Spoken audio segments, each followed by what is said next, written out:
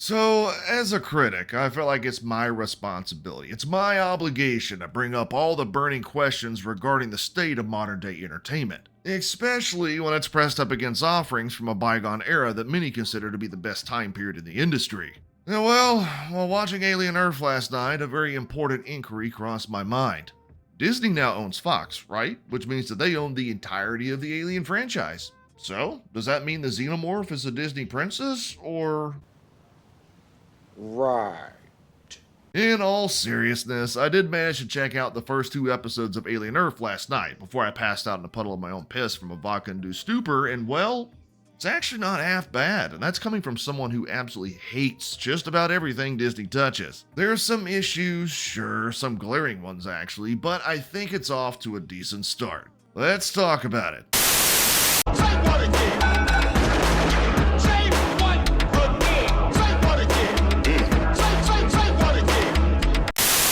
Now, I'm going to be keeping this review as spoiler-free as possible, and if I do bring up anything specific, it's going to be shit we've already seen in the trailers. Get it? Got it? Good. So Alien Earth takes place in the year 2120, and it serves as a type of world builder to the original Alien film, which happens 2 years later from the point in time in the show. Earth was in ruins, civilizations crumbled, governments destroyed, but 5 corporations rose up to bring humanity back together, 3 of which we don't hear much about in the first 2 episodes. Firstly, there's Prodigy, a cutting-edge human enhancement company, led by discount Timothy Chalamet, who we see doing their first trial run of synth humans by transferring Megamind's daughter and her shitty ballcap thing's consciousness into Wendy, a fully synthetic robotic badass. Well, kinda. Wendy has a shitty haircut, so you know what, from this point forward, I'm gonna call her Shitty Haircut.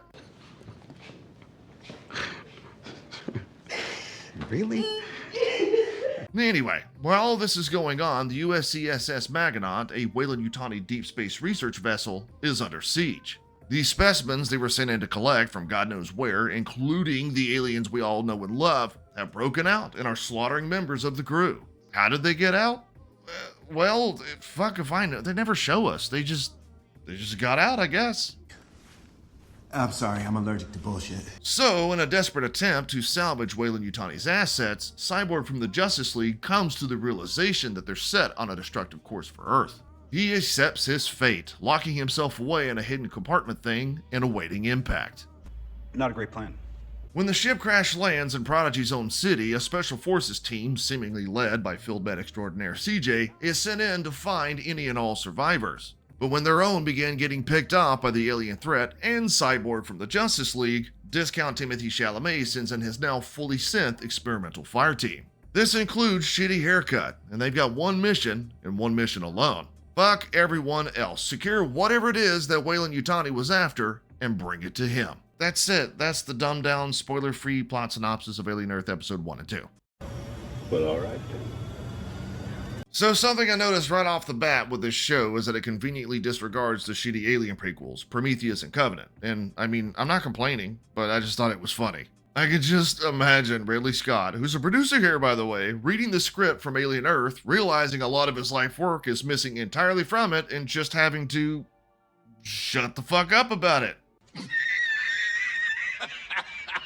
With that being said, I think creator Noah Hawley does a decent job here, centering the Alien franchise back on what made it so popular to begin with, which is that deep, dark, foreboding suspense. Through 2 episodes, we barely get to see the alien itself, as it spends most of his time in the shadows, hiding in the corners, within dilapidated portions of ceiling and tile, creating an old style of horror where the scares aren't directly in your face, more as the never-ending tension not knowing when and where the alien is going to strike. And the alien is, well, That is one big pile of shit.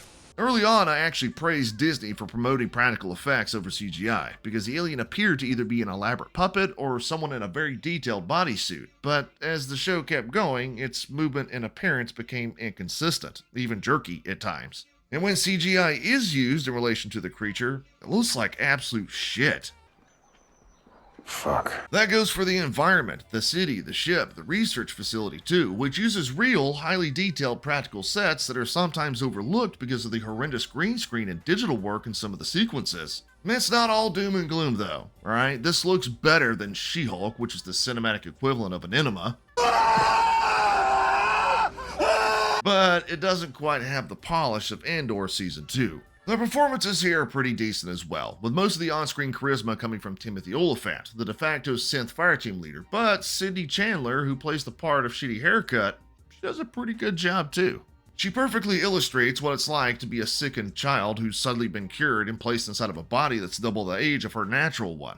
I mean, seriously, as stupid as this sounds, her, Timothy Oliphant, and that one lady from the Babadook have a whole conversation about her having to abruptly grow up, which is led off with Shitty Haircut talking about her boobs and how she isn't accustomed to them. Speaking of weird references and the idea of growing up entirely too quickly, Disney chose to do this weird Peter Pan homage thing where Shitty Haircut plays the part of Wendy and she's the one the rest of the synth fire team look up to, kind of like the Lost Boys do in the film. We know this because Disney beats the absolute fuck out of us with all kinds of references, callbacks, and even playing the damn film during the conscious transferring process. I noticed how they used the original film from 1953 and not the absolute creative abortion that was Peter Pan and Wendy in 2023. Holy Jesus. What is that? What the fuck is that? I am a bit divided though when it comes down to the synth team. Sure, there's a lot of character development within the idea of small children inhabiting the bodies of fully grown superhuman adults, and a few allegories about the exploration of AI, but the show tends to shoehorn those moments into the plot just as tension is reaching an all-time high, and you're expecting to see something happen on screen, and it just doesn't. Oh, come on! We're not talking about resetting the suspense in a reasonable way. No, they break up all of that and replace it with people walking around, talking to one another, looking around the ship, and just doing stupid shit. This ends up creating this odd setting shift between dark, foreboding terror and lighthearted emotional story building that's so jarring at times it might give you total whiplash. Okay.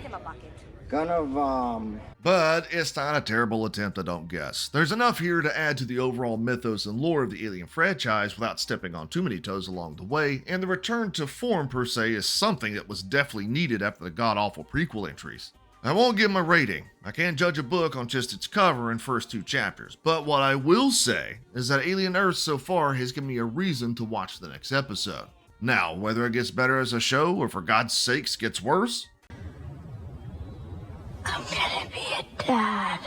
I don't remember asking you a goddamn thing. is to be determined, but make sure to subscribe if you enjoyed the video, like it because the algorithm hates me more than Rachel Zegler hates accountability, and check back here the day after a new episode airs to find out if it's still worth your time. Anyway, I appreciate y'all for checking out my review. I'll talk to y'all later.